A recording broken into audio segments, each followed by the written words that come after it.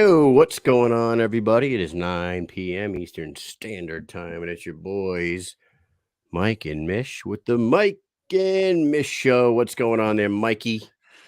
Oh, man, I'm getting excited because not only do we have fantastic guests tonight, 4 fantastic guests tomorrow, but on Friday night, we're hosting a party, and I'm pretty excited about that shit. Yeah, we are hosting we're hosting a party, and it's going to be the first of many, hopefully, at the great establishment known as Tom's Watch Bar at Mohegan Sun Casino. And I stand by this when I say one of the nicest casinos, maybe the nicest casino on the fucking planet. That place is unbelievable. Tom's Watch Bar is a great place to go watch sports. And Mike and I will be hosting a watch party for BKFC 45 Friday night, man. Man, you know what's so crazy about it is Bareknuckle is still illegal in Connecticut, in Rhode Island, in Massachusetts, in New England, in its entirety. And there is no Bareknuckle going on around here except for at Tom's Watch Bar in the Mohegan Sun Casino. And we're going to be there to pop that cherry, so to say. Yeah, I'm going to pop that Mohegan Sun Connecticut cherry. Part of history, really. Dude, it's awesome. I hope we get a big showing out there. People enjoy themselves. Nobody gets in any fights in the bar. And it's a great success, and the Mohegan Sun notices it, and then we do it again, and then we do it a third or fourth time, and then the Mohegan Sun says, wow, this sport really pulls in a crowd. Why don't we open up the damn arena to these guys and get some bare knuckle fighting in the Mohegan Sun? Our first guest is right there. So hold on. Give me a second. We're going to shout out our sponsors real quick, and then we're going to bring on the man himself, the Juggernaut. Here it is, the greatest commercial ever made. Norcom Mortgage and Michael Mish are delivering the American dream to those who serve America, helping veterans obtain the dream of home ownership. They offer programs that include no money down, no first-time homebuyer requirement, 100% cash out refinances, rehab loans. They can help you purchase a home, purchase a condo, refinance an existing mortgage, create a dream home with rehab loan. To learn more, visit www.michaelmish.norcommortgage.com or call 860-884-2103.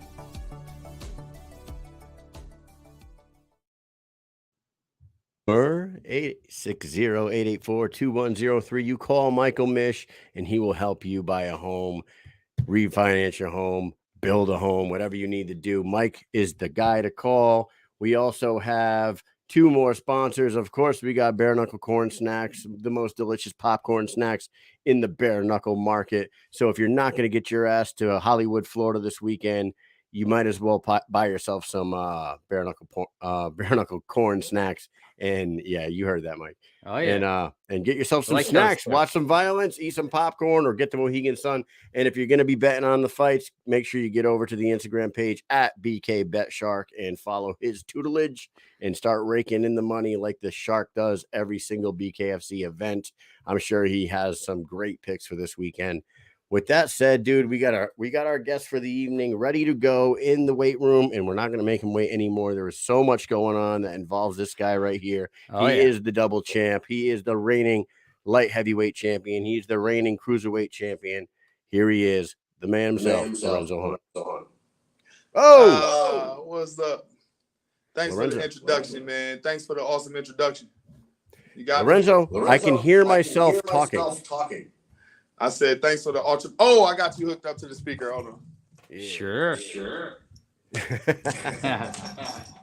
Dude, look at that. Look at that banner in the background. That thing is fucking fantastic.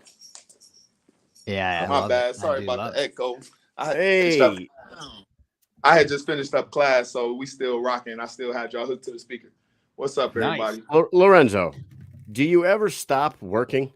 I swear to God, dude, every time we turn on any of the social medias, you're live and you're training or teaching a class at all times. Honestly, it's not been a secret. You know, that's been my claim to fame. A lot of these guys, they talk a lot of shit when it comes to being able to beat me or trying to figure out or I'm fake or I'm this or I'm that. But I work the hardest. You know, I wasn't gifted the 185 belt. I wasn't gifted the 205 belt. I worked my ass off, and I got a head start. So anybody who's coming in here to challenge me, I hope God is on your side. Yo, Lorenzo, I don't know if you can see me right now, but I I can got see- that. I got that Mike and Mish belt right here. My boys gave it to me earlier tonight, and they said, "You're talking to the champ. Make sure you got the Mike and Mish belt Hey, on your shoulder." don't play me like that, man. You know how possessive I am. I'll be over there taking your shit. You'll be the Mike and Mish champ real quick, dude. I'll tell you right now. Last time we saw you, you were pulling off probably the comeback of the year and the knockout of the year all in the same night. Since then, you've been just staying busy. You've been working, you've been training, you've been teaching, like we said. But the people that are all around you in the sport of BKFC have all kinds of news going on, dude. And I don't even know where to start. Do we start with where your target was? Your target was the heavyweight division. You wanted to be that 3-division champ. Alan Belcher is no longer the champ there. Do you want to go ahead and just speak on that? Yeah, I mean, we can talk about Alan. That's the most pressing news right now. You guys remember when I told you I was already the 185 champ? You guys remember after I knocked out Joe Riggs and I told you guys I was going to be the double world champ. And then I told you I was going to heavyweight and I'm going to take this bitch over. Bro, if you've been paying attention to what I've been telling you, then you already know what my next move is. I don't even leave no surprises. Like, ain't no surprises. Like, what's next? Alan Belcher has obviously been paying attention to what I've been saying. Whether everybody else is ignoring the fact that what I say comes true, he's listening, and he got out of the way of the train like a smart man should. I said it to Mike Richmond. Matter of fact, I did it on you guys' podcast. I said, Mike, just vacate and, you know what I mean, go for the 75 belt and you'll be okay. That's what I said. I said that. I said, Mike, just vacate the belt.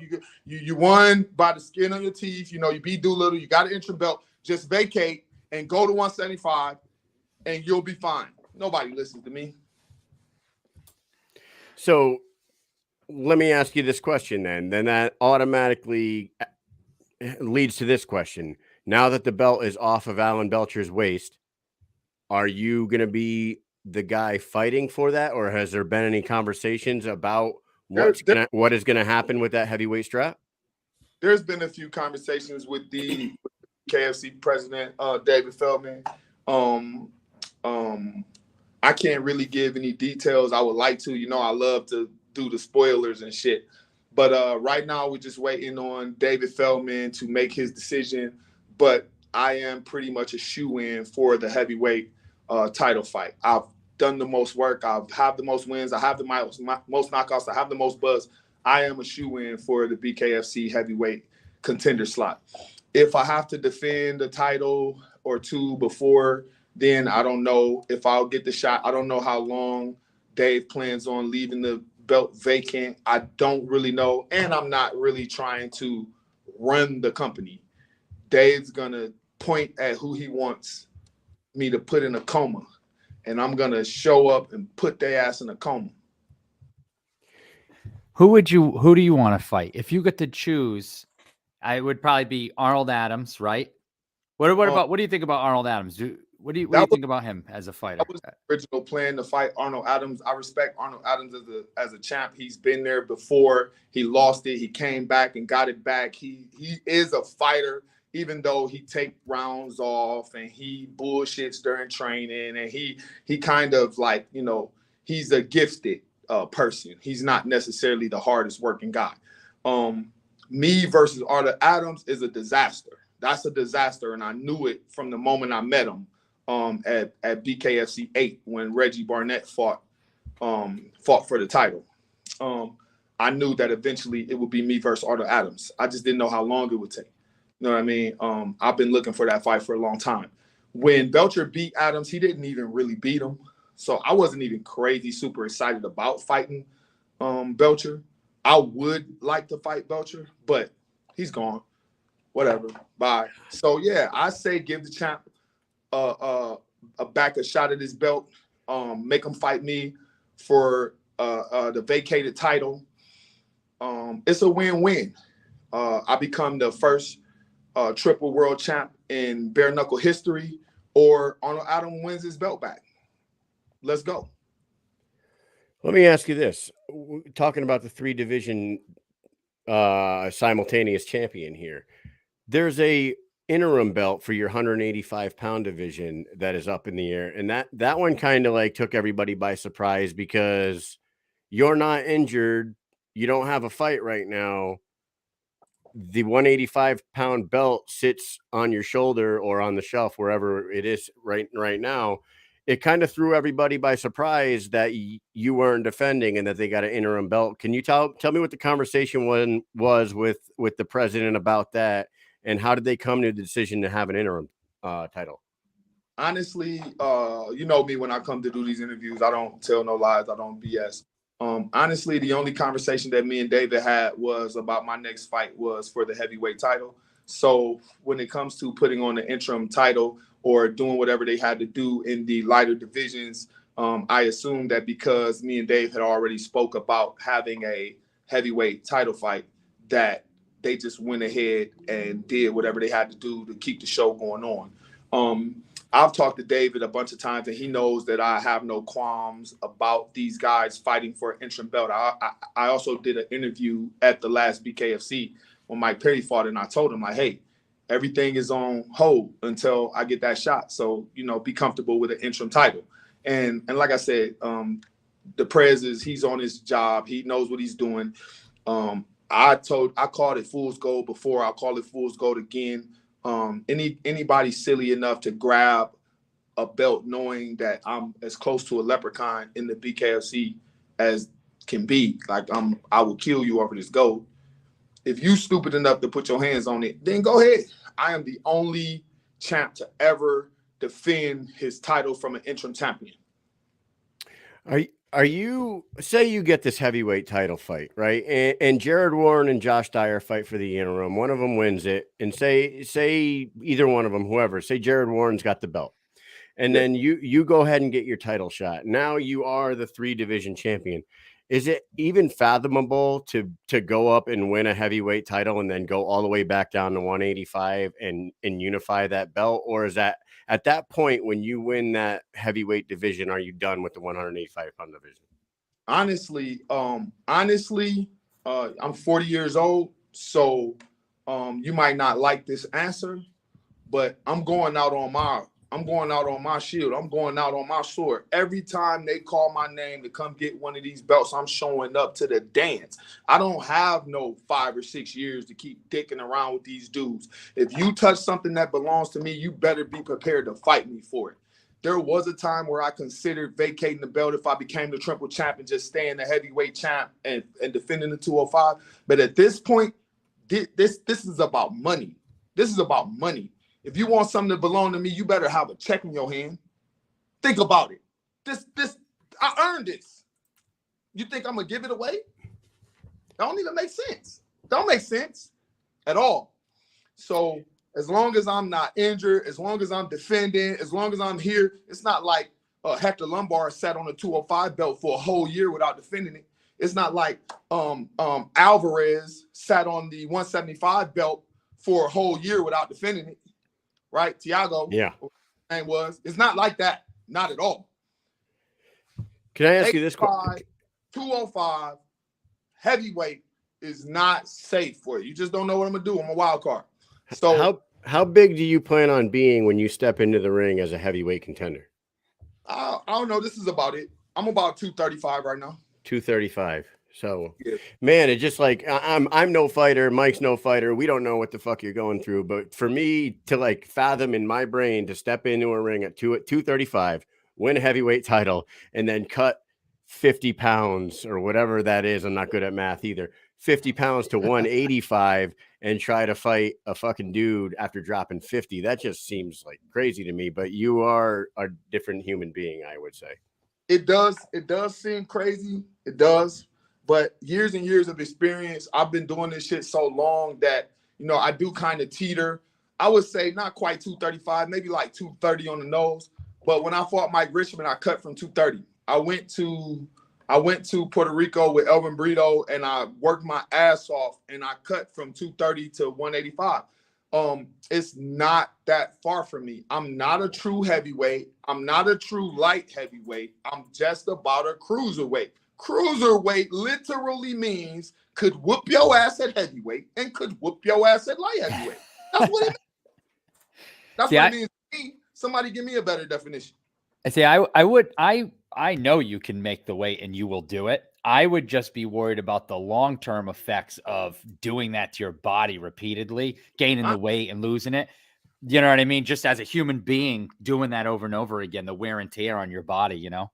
Honestly, the only adversity that I've had with cutting weight, the way I do it, because I do it smart, the only adversity that I've had with it seems to be that when I put it back on, it's even more solid. So it's harder to cut the next time. You know what I mean? Yeah. So I've been fighting really 205 and 185 since 2013. I was the 205 champ in the amateurs. I was the 185 champ in amateurs. I've been cutting from 205 to 185 for 10 years. So like this ain't like, you know, this is my first rodeo. You know what I mean? Yeah. I've been doing it for 10 years. And then for me to go to heavyweight, I'm always a heavyweight. I cut to 205 and I cut to 185. I'm a heavyweight every day when you shake my hand when I go to Publix and get soda for my kids. Yeah. I'm a heavyweight. So it's I should be fighting heavyweight. I should have a shot at the heavyweight title. You gave Marcel Stamps a shot at the heavyweight title. Now, would you be upset if say the BKFC decided they want to go Big Ben versus Arnold for now, and then there's a guy at 205 that fought in Denver. You guys saw each other. You talked a little bit at the after party. Chris Camozzi has been very vocal about asking for a fight against you. He said he doesn't want to come into the BKFC and just fight anybody. He wants to fight the best. He wants Lorenzo Hunt. He's asked for you numerous times. He's made it very public. He posted a video the other day. The last words in the video is, "I want Lorenzo Hunt." If the BKFC was to come to you and say, "Lorenzo, we want you to fight Chris Camozzi.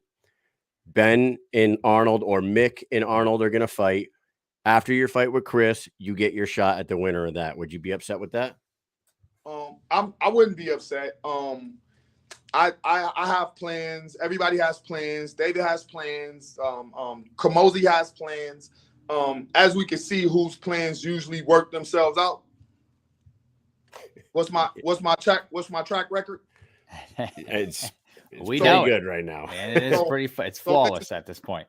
So getting in my way, coming into the BKFC 2-0 and opening your mouth and getting my way is about as stupid as Mike Richmond coming up to 185 and opening his mouth and getting in my way. I'm a trained man. I'm a juggernaut. I'm going where I said I was going. All you guys that are jumping in my way are just giving me more experience in the ring, and I'm already got the most experience out of everybody. So you can just throw them at me. Just throw them at me. One day somebody's gonna say, "Hey, like they're just feeding this guy, these idiots." Chris Camozzi's 2-0. Yeah, he's fought in the UFC a bunch of times, but he fought two who? Name the two fighters Chris Camozzi fought. 5, 4, 3. Bubba McDaniels and Dan Spawn. They both fought in the UFC. I got you. Right. But either way, I know, and that would be my follow-up question. You have not seen too much of Chris in the BKFC squared circle because both of his fights have been very short. The Bubba McDaniel one was like 40 seconds long. He finished Dan Spawn right at the end of the first round. And if he do fights me, his BKFC career will be very short. Now, I'm pretty sure Dave's tired of me just sending guys off to the ether where they never finish out their contract. Like, we need BKFC fighters, right?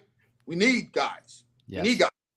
So eventually, either Dave's going to get tired of just sticking anybody in there with me just because they say they want to fight me, or they'll just keep feeding me until I have no choice but to go to heavyweight because I didn't ate all these guys and I'm too damn fat to go back to 185. Either way, I'm getting paid the whole rock. I'm getting paid the whole way. Like, I'm going. So if Chris Camozzi wants to fight me, hey, that's up to Dave. If Dave's called me right now and say, "Hey, you fighting Chris Camozzi tomorrow," I'll be like, "Oh, fuck, it's his funeral."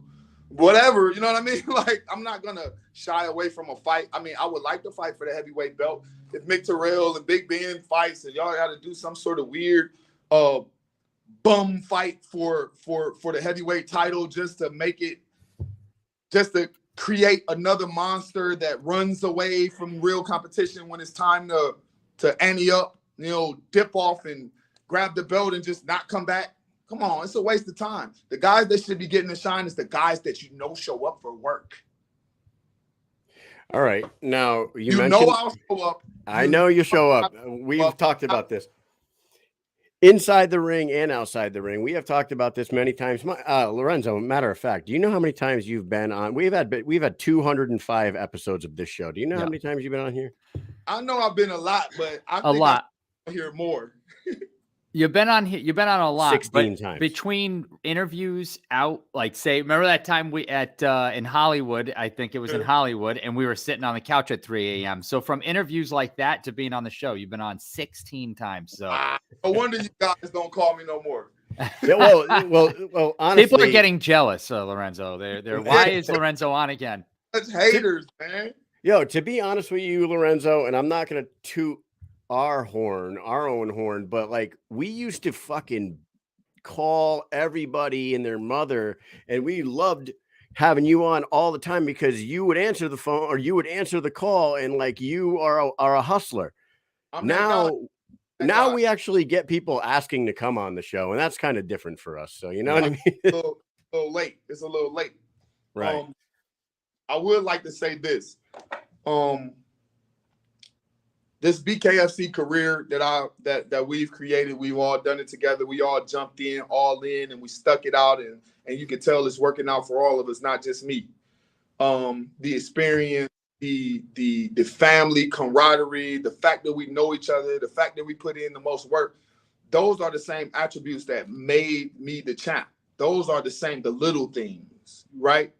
Guys that come in and try to make a splash, and they come in and they think they're going to be a heavy hitter and they're going to do everything really quickly. You see what happened to them. And so it's not arrogance for me to look at Chris Camozzi and look at Big Ben and be like, hey, you know, maybe you should slow down. They think I'm being an asshole when I say, fight a few more times before you reach for that, you know? But I'm not. I'm giving honest, you know, old man advice. Like, hey, I think you ought to go slow. That guy over there is crazy. But if you want to fight me, I'm not going to turn down the paycheck. Now, last time we saw you in the ring was with Mike Richmond. And we know what happened that night. And I know that you said what you just said a few minutes ago. And I know that a lot of people have been very dismissive of Mike Richmond. But what can you honestly say about what Mike Richmond brought into the ring that night? Knucklemania 3, you had to be impressed by what he did coming up to 185 and stepping in there with you, correct? Not necessarily. And I'll tell you why, and I'll give you my own honest opinion. Like I said, Mike Richmond is a good guy. He's a family man. I don't really have no beef with Mike Richmond. But I do think that he made a big mistake coming to fight me. And I also think he made a big mistake by going to fight Dave Mundell. We're talking career-ending shit. This next fight is liable to be the last fight that Mike Richmond ever fights. And it should have been the last one when I just knocked his ass out to lip bubbling unconsciousness. Now, him challenging me the way he did just because he didn't want to wait to fight Dave Mundell is really, really stupid. Because he was a shoo-in for the title at 175, which is why he's back to 175. He had nothing to prove. There was nothing to gain. He didn't have to fight me. He called me out. He called me a bitch, and he said I was garbage, and he came and got knocked the fuck out. Now we can be like, oh yeah, he fought really hard. He put all his heart out there. He just poked me in the eye and swung it all out until like there was never going to be another round. I've seen it all.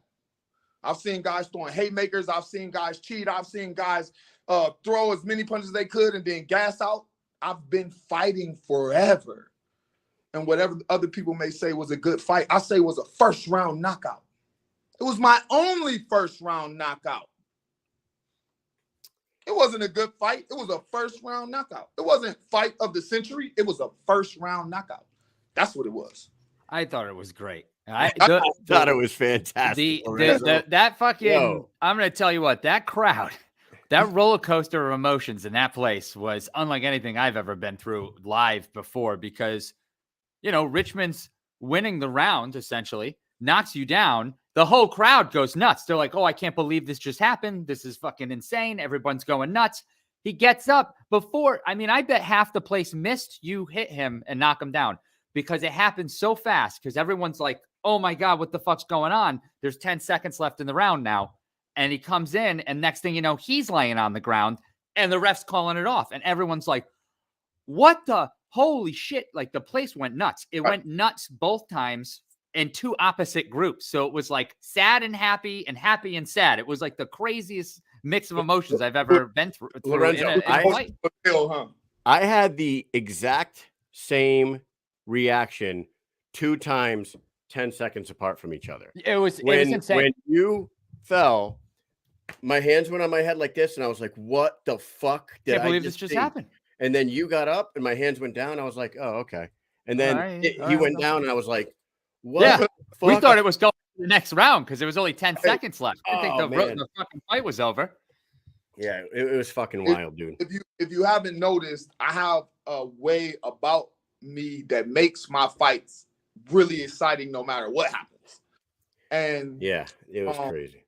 Even though I was struggling to see Mike Richmond, it doesn't take away from the type of combinations that he threw or the fact that he was actually touching me. You guys never seen it before. So, of course, it's like, oh, my God, he's hitting him. He's hurting him. Holy shit, we've never seen this before. It makes it super exciting. But what have you seen a bunch of times? Me knock people the fuck out. Flat on their back. It was fucking crazy. Up at the lights from the floor. So, with Mike Richmond, like I said, I'll be surprised to see how this fight goes with Mike Richmond if he's not still a little bit brain damaged from our fight. Hopefully it'll be a good fight. I think it'll be a super timid fight. Dave Mundell has a tendency to put on a boring fight every once in a while. And if Mike Richmond is really, really smart, he'll stay his ass away from Dave Mundell, at least for a little while, because Dave Mundell will knock his ass out just like I did. So we're going to see. I feel like they kind of fight similar though. Like they don't throw wild shots. They pick their shots and they throw them correct, you know? It may turn out to be a boring fight like Julian Lane versus Dave Mundell. Man, yeah, I think they're picking their shots. If anyone, just to go back to the end of that fight, listen to Chris Lytle when that fight is over, his commentary, him yelling, "Oh my God!" That just listen to him yell. That's like that's what everyone felt. That what he was feeling in that moment is exactly what everyone felt. Like, you got to listen to that. I know people are going to go back and watch it. It happens every time, and honestly, I would like to say, that I'm a faithful man. I do believe in God, and I'm gonna tell you the truth. He was in there that night because you don't know how many times I was about to punch Mike Richmond for that shit. I was angry. You ain't never really seen me angry. I was not just gonna hit him once. And it's a 5-round fight. So we got to see Mike Richmond throw some punches. Ooh, we got to see Lorenzo go down. Ooh. But I told you when I said I wanted to fight Arnold Adams and when I wanted to go to heavyweight, I'm looking for the fight, the guy who knocks me down, because I'm going to get back up. Then I'm going to knock him down. And hopefully he gets back up because I'm going to knock his ass down again. That's the fight I've been looking for the whole time. I haven't been looking for no easy fight. I haven't been picking shots. I haven't been looking for weak guys. I'm the strongest bare knuckle fighter in the world, and I'm gonna prove it. So, Lorenzo, I don't know. Fights. Most fighters have a level of confidence when they speak. I don't know if I've spoke to another one that's as confident as you are anytime, anywhere. Now, with that said, is there anybody in that 185, 205, or heavyweight division that you think would actually give you Not a real problem? not a soul. I already destroyed the division. That's why I'm sitting here going to heavyweight. You've been here the whole time. Do you think there's anyone in that 185, 190, 205 division? There isn't. I already sent them all home. The divisions are shallow as hell because of me. Look at Josh Dyer and Jared Warren, right? Jared Warren already lost to Josh Dyer. I put the worst ass whooping on Josh Dyer he ever had in his life. Knucklemania 1. And was dancing the whole time. No, that was in oh no, that was yeah. Birmingham. Where was that? I put Biloxi? the 4-round slow stroking ass whooping on Josh Dyer ever. That was Birmingham. That was Birmingham. He kept knocking his eyelid, his contact lenses out of his face. Yeah. He would have told him his eyeball came out in order to get out of that fight. 5 knockdowns in a row. Yeah, that was crazy. So to say, okay, who's going to give him a run in the 185 division? You better hope Jared Warren wins, just so you can see me fight somebody who I never fought before. I'll go ahead and answer. I'll answer the question. The one, I don't know if I would say that these guys could beat you or give you a run, but I would love to see you and Jared Warren, because we never seen it, and Jared Warren's been looking great lately. I would love to see you and Kamosi, and then you and Arnold Adams. Those are the three. One guy from each division. Those are the three that I would want to see. But I also would have loved to have seen you and Alan Belcher. I thought you two. That was a fight I was looking forward to. If I have to fight Big Ben, I'll fight him too. I think that'll be a great story. David versus Goliath, the best in the world versus the biggest in the world. The best in the BK versus the biggest in the BKFC. I think it'll be a good sale. I feel like that height difference remind me of like when Hulk Hogan went against Andre the Giant. He got in the ring and fucking picked him up. Fighting for me I don't always have to be on top. I don't always have to be winning. I expect adversity, and most people go into the ring and they don't. I expect a little back and forth. When people ask me what I would do about Quentin Henry's jab, they said, Quentin Henry has one of the best jabs. What you going to do about that jab? I said, well, it's just a jab. It's not the end of the world. And sure enough, he jabbed me right in my damn nose. But like I said, it's not the end of the world. I commenced to beating that ass. Know what I mean?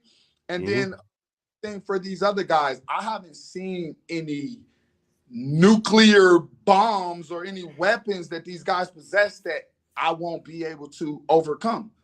And if you have, just let me know. Big Ben lays and prays. He leans over and he throws a bunch of punches. Arnold Adams waits till he gets hurt, and then he has a temper tantrum and fights like a girl until he wins. Jared Warren is timid as hell. He just learned how to box 3 months ago. Know what I'm saying? Josh Dyer used to fight in jeans. He's like, come on, man. Like, set the game. And Chris Kamosi doesn't even know what he's doing yet. He doesn't even know the rules yet. He don't know what I'm going to do to him. He just came into an organization and was like, who's on top? I think I can beat him because nobody has. Okay, whatever. I think you better do a little more research than that. It's crazy. It's crazy how many different people, the audience and the fan base, want to see you fight. Because you can just go right into our comments right now. There's many people that want to see you fight Mike Richmond again. There's a lot of people that want to see you fight Chris Kamosi. There's another one that says Danny Christie from the UK, Danny Christie. So it's like you're very popular, Lorenzo. All roads lead to the Juggernaut. And I appreciate you guys lining up your heroes and sacrificing them to the Juggernaut. Somebody has to get in there. Somebody has to help come dance with me. And I'm going to keep knocking their brains out until I can't no more. Speaking about sacrificing, what was the inspiration behind when you wore the skull on your head? That whole You know, Oh, I like you know, that walkout and I like the skull, I like the look, but just because you With the said horns, sacrifice, it made me think about that. because honestly, Quentin Henry, he really, really overplayed the whole Quentin Hero Henry garbage, the American son, the all-American great guy bullshit. It honestly pissed me off because in order for him to be the good guy, I gotta be the bad guy. Okay, if I gotta be the bad guy, I might as well bring horns because I'm gonna be it. I'll be the bad guy. Like, if I gotta be the bad guy, I'll be the bad guy. I'll You're be gonna the bad guy. You have to start That's coming out with people to make like a sacrifice, like Indiana Jones in the Temple of Doom. You'll have somebody come out and pull out a heart and shit, a little Kali Ma. sacrifice. Kalima. It's You know, crazy because I- like the shit kind of comes on its own. It just comes out on its own. These guys with their ultra personas and their tough guy attitudes and their hacksaw Jim Duggan, American flag beat. Oh, You know what I'm saying? Come on, man. You know what the best part about that shit was, Lorenzo? When you before you came out with the horns and shit and played the bad guy the night of the fight, you threw on the red, white, and blue, and you were the all-American boy at the weigh-ins, and yeah. I was showing them like, bro, it's a gimmick. Yeah. I can do it too. Yeah, you could be. I got in his head. I never told anybody when I showed up dressed like that. Quentin Henry went and changed clothes. I said, damn He saw me like shit. He went and changed clothes. We must have went to the same dollar store to get I just go say the same thing. we must have went to the same dollar store to get that American flag shirt. Shit, I saw a Dollar General on the way in here. Like, stop the games, man. I just want an honest fight. I want a solid fight. And I'm gonna teach everybody, like I said, the whole ideology behind these guys fighting me, even with Mike Richmond, when he said, people are saying he was winning. You're never winning. The only people talk like that are losers, because either you won or you didn't. If you come home and say, honey, I went to the casino and I was winning, he about to tell you his ass is broke. So it ain't no such thing. I was winning. Yeah. Either you won or you didn't. Point blank. I'm a winner. I won. And, all right. If I can beat his ass again for you guys, I will. And that's why I said I'm not giving away nothing.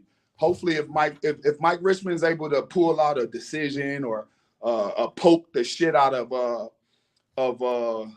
this guy, poke Dave Mundell in the eye, and win somehow, I'd love to run it back.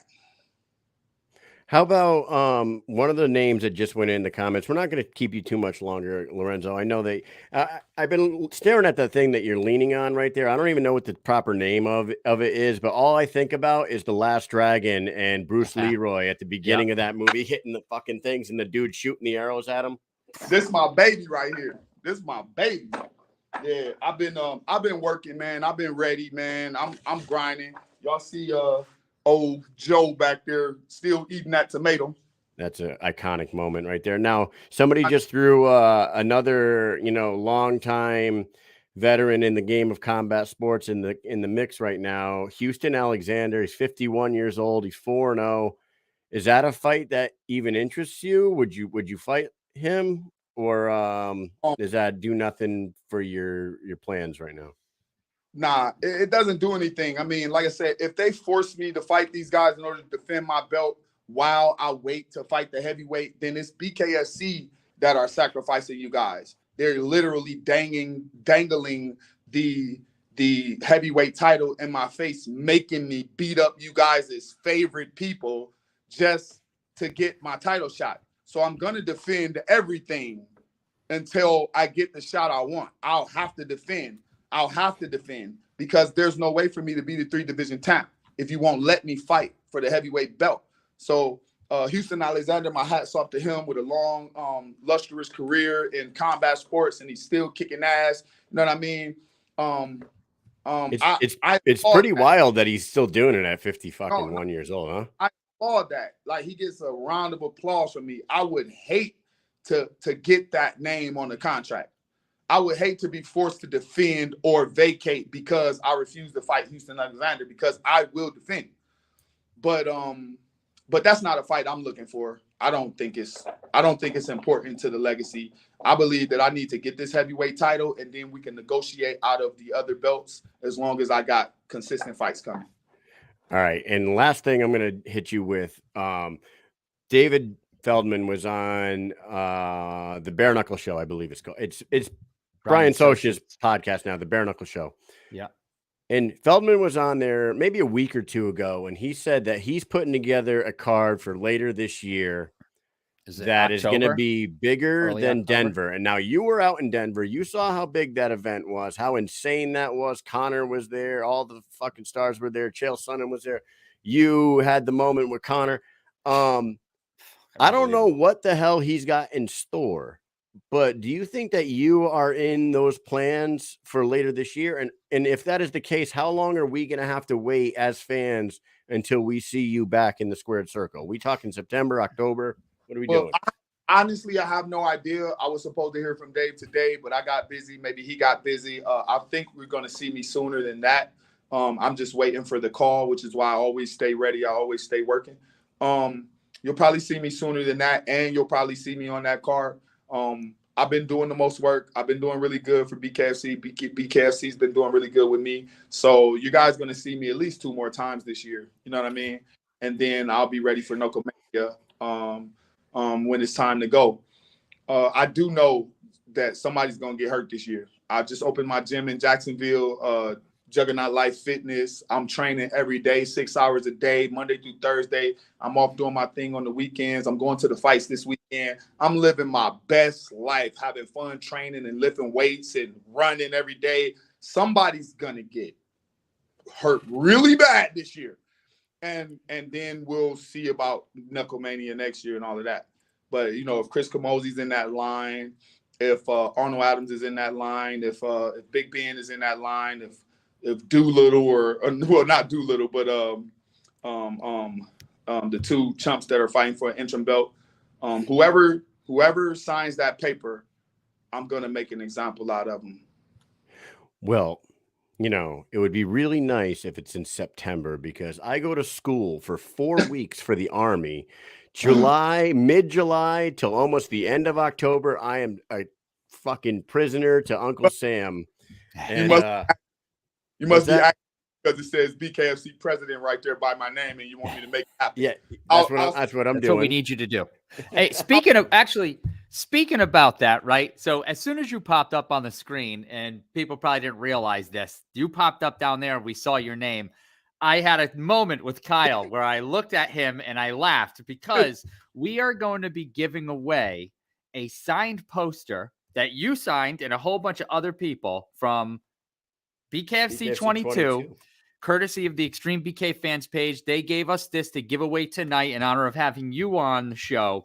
And the question that I was going to ask, which has to be changed now, right? I think it has to be changed now, was what, when Lorenzo was on the first time and talked to Kyle, and he asked you, where do you see yourself in, a couple years? You said BKFC president. That was the answer. And that was going to be the question tonight. But I feel like the answer, then you come on and that's what you put as your name. So I thought that was pretty fucking wild, actually, because we just talked about that. Yeah, you know me, man. I stick to I stick to my guns. I work really hard. A lot of the things that you guys see in the BKFC, I had a lot to do with. You can see the iconic moment with Conor McGregor. That was like, wow. You know what I mean? I made a splash. Huge.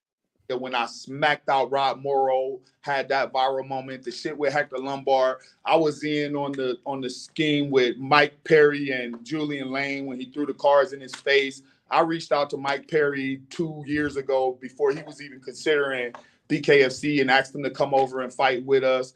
I did the social guns. So even the guys that he's talking about bringing from the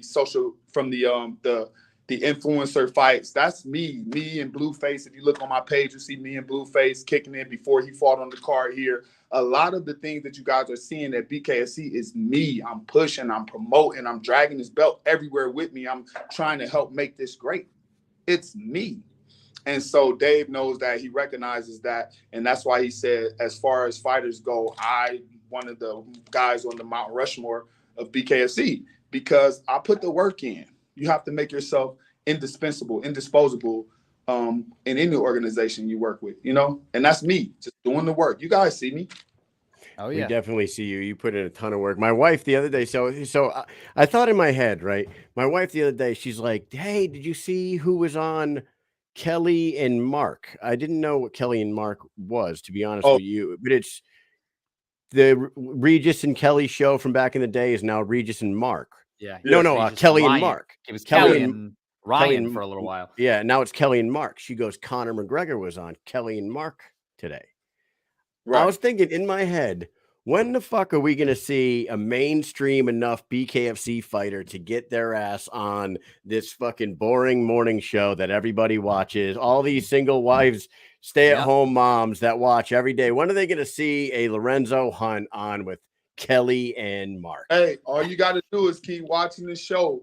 As we keep pushing, as we keep grinding, as we keep building, they won't have a choice. You're the one.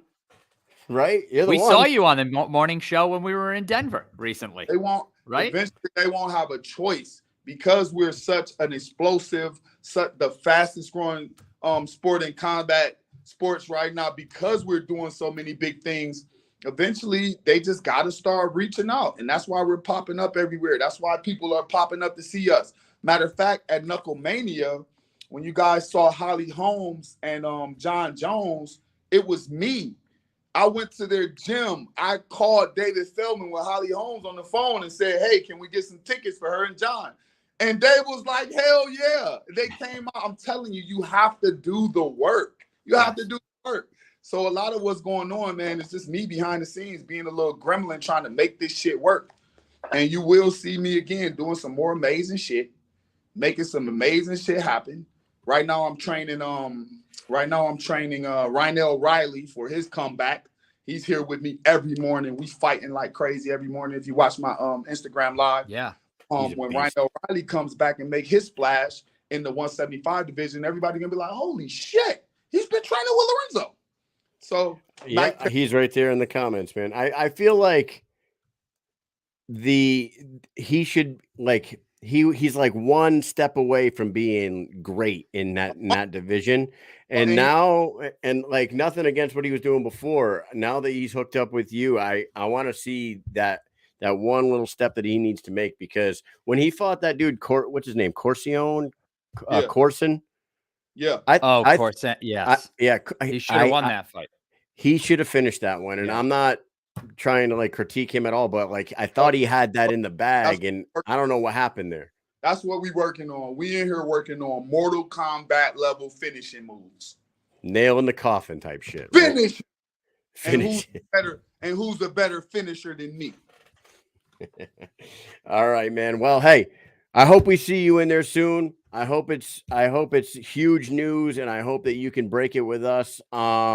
We're not gonna play any games with you tonight, but we are gonna give away this poster. I don't know if do you want to throw a trivia question towards the audience about yourself? Look at that post, Lorenzo. Look at that poster. 1, 2, 3, 4, 5, 6 champions on that poster. Yourself, Hector, Luis, Dat, Britton, and Francisco Ricci, all on that card, all on that poster. So somebody's gonna win a poster with 6 either former or current BKFC champions. It's fucking awesome. I got a trivia question. Okay. To win it. You should have told me it was a little blurry, bro. So you look pretty clear the whole time. Which one of my many BKFC knockouts is my favorite? All right, let's go. Hit up the chat. Put it in the chat. Whoever answers first, and we'll let it go. We'll read them out, and if Which hear one of my many, there's Joe Riggs. We just got Joe Riggs. Let's see. Come on, people.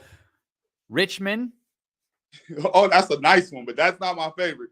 That's not your favorite. Someone says all of them. Rob Morrow. Nope, that's a nice one too, but that's not my favorite. Jared Warren says Gustavo. Huh? What's he doing? Yeah, he's poking the bear. That's one of my favorites. We have Quentin Henry. No. Josh Dyer. Nope. Hector. He didn't knock Nope. out Hector. Well, you say win or knockout? You say best Knockout. win? Knockout, right. My favorite. Oh, it's Lozano. Oh, I know what it is. Bro, y'all went through them all. Lozano. Yeah. Lozano right there. Eric, bro, the Eric Lozano knockout should have been seen all over America. There is no better picture perfect knockout. He was asleep for 10 minutes. That's the winner. There it is. Yay, absent-minded. You have won yourself a signed BKFC 22 poster courtesy of the Extreme BK fans page, Russ Maximum, Big Country. Thank you, boys, for this giveaway, and congratulations to you, absent-minded. Good job. That's fucking awesome. Yeah, that is a sick piece of memorabilia to have right there because of how many champions are on there. And you won your first BKFC belt that night, and it's been off to the races ever since. I mean, hey, I almost been the champion for 2 years now. Yeah, it's pretty amazing. That's awesome. So yeah, I appreciate everybody. Go to my website www.juggernauthunt.com. I don't know if you guys got my Instagram up there, but if you didn't, I'm punching one of y'all in the face. Yeah, I got it right here. There it is. Get it up there, Kyle. What are you doing? I got it right here. Jeez. Jesus Christ. Oh no, I don't. Here it is. Boom. Oh, there it is.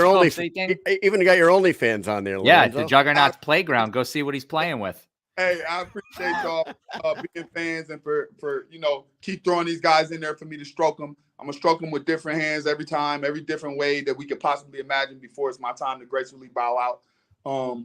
Shout out to Mike Richmond and Dave Mundell. Good luck in their fight. Shout out to Palomino and his opponent. I'll be there in Miami this Friday. So yeah, let's keep the show going. Let's keep doing good, everybody. Thank you to all the BKFC. Thank you to Mike and Mish. Thanks for having me, man. Let's keep working. Yes, sir. Absolutely. Hey, right before I let you go, you mentioned Lily and Palomino. Who you got winning that one this weekend? Palomino. I never bet against Palomino, even though people think that me and him beef. For real, it's nothing. We're not in the same weight class. There's no comparison between us at all. But I don't bet against Palomino. He's been in there too many times to make too many mistakes. So he's going to take care of his business and send the guy back over the pond.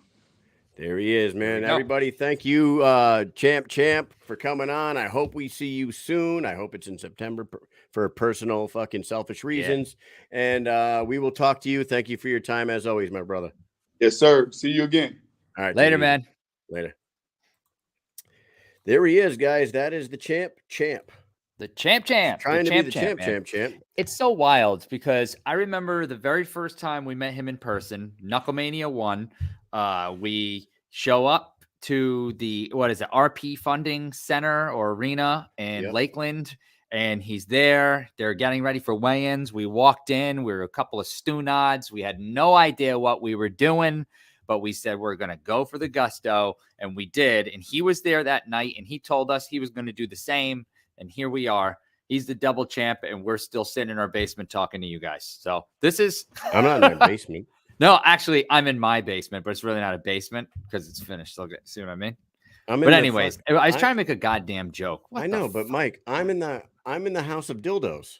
You're in the house of dildos. That is true. Kyle does sit on a throne of dildos right now. I sit on a throne of dildos. Yeah. He does. His wife is in the business. My wife's in my wife's in the dildo business. She's in the business. She's in the business. Hey, everybody go follow all his Instagram and Facebook and OnlyFans and websites all down at the bottom there. Follow Juggernaut. If you're watching the show and you're not following him already, I find that hard to believe anyway. So who's in the chat there? Travis Thompson, our buddy. We have him on soon. July 14th, same place. That is correct. RP Funding Center back there. When are we going to see that guy back in the ring? Man? I know. What the freaks? When are you coming back? Travis, tell us now. When are you coming back? We need to know immediately. Guys, we have a pretty big show tomorrow night. Yeah. Oh, my God. Mike, would you say pretty big? Pretty big. Yep. We have a champion. We got a guy that's going for a belt. We got probably our most frequent female guest we've ever had on this show. One of the good friends of the show, and we have the surging 145er himself. Look at this lineup for tomorrow night, everybody. You got Crystal Pittman, David Mundell, the 175-pound champion himself, Jared Captain Deadpool Warren, who's going for the 185-pound interim belt against Josh Dyer July 14th.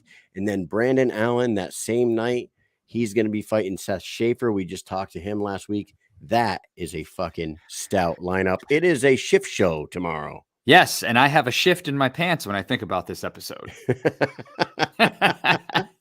Shift. It shifted a little bit. It shifted because this is going to be a good one. They make this shift look good. Yeah, so make sure you guys are checking that out tomorrow night. All the shift fighters coming out of the shift show. Yep, shifting pantaloons everywhere. That's pantaloons. Right. And one more thing before we get the hex out of here. Yeah. Whoever lives in New England, or if you want to drive 5 hours and you live in New York, you can do that too. That would be great. Do it. Why not? It would be a good use of your time. There's hotels. You can stay overnight. Free parking. Everybody, we are throwing a watch party at Tom's Watch Bar, Mohegan Sun. 10% military discount, drink specials. We'll be giving away Mike and Mish swag. We'll be giving away BKFC swag. We hopefully will be giving away subscriptions maybe now or maybe in the future to the BKFC app. We'll be giving away posters. I believe Michael Quigg, the artist known as Michael Quigg, who makes all of the awesome hand-drawn pictures that Kyle's going to be holding up in a second when I come off this screen. He should be there with some of his art, I believe. Maybe Zach Kalmus and Cito will show up because they live in the area. Man, it's going to be a blast. They're going to be showing BKFC in the bar in Mohegan Sun. We are breaking down barriers, breaking down doors. BKFC's taking over. And I told Kyle, I said, Kyle, we're going to throw some parties here for BKFC. We're going to have some fun. And in the future, we're going to look down at those event doors where the arena is. And one day we're going to be walking through those doors to a BKFC event in Mohegan Sun. Mark my friggin' words. It'll be us. It's going to happen. It's going to be us, Mike. Mike and Mish will be the ones that bring this shit to New England. I will do whatever it takes. Hey, these are the ones, man. Check this shit out, man. Mike Quigg is fucking super talented. He's going to be there. We're going to be giving out some of his artwork there. I love these things. Unbelievable stuff. Beautiful. Hey, Ryan Reber's mother is in the comments here. I have to tell her, hey, you live in the area. Come there. Bring your friends. You're not far away. We'll be there 8 p.m. Friday night. I know you're from Connecticut. Yep. Tell all his friends from Connecticut to come up there. But tell them not to fight in the bar. Tell them to fly up. Yeah. Listen, the one thing I hope their capacity in that bar is 265. They could probably put a couple more in there. You know what I mean? They could probably put close to 3. All I ask is that we fill that fucker to the brim and nobody fights each other, right? Yep. Let's make this a peaceful night of combat sports and drinks and giveaways and have a fucking blast, because we on top of the t-shirts and posters and all this shit, BKFC, I mean the Extreme fan, BK fan page, Russ and Country, they come through. They knew that we were going to be having this party. So he says, I'm going to send you a package, right? He sends me this package. And in the package, I have autographed photos of damn near every fighter that's on the card Friday night. Wow. Like I got Brutal Bostwick. I got Eric Lozano. I got fucking all these guys. I got a stack of them like this. And then I got an event poster from the Tony Soto, Tyler Goodjohn event, signed by all the fighters from that event. And they said, here, give all that shit away at your fucking watch party. Yes. Unreal, dude, right? How awesome. I know. Those guys are fantastic. They're too good to us. We're not worthy. We're not worthy. We're not worthy. So listen, we packed that place. We'll keep having these parties. This was like a late notice one, the first one of many.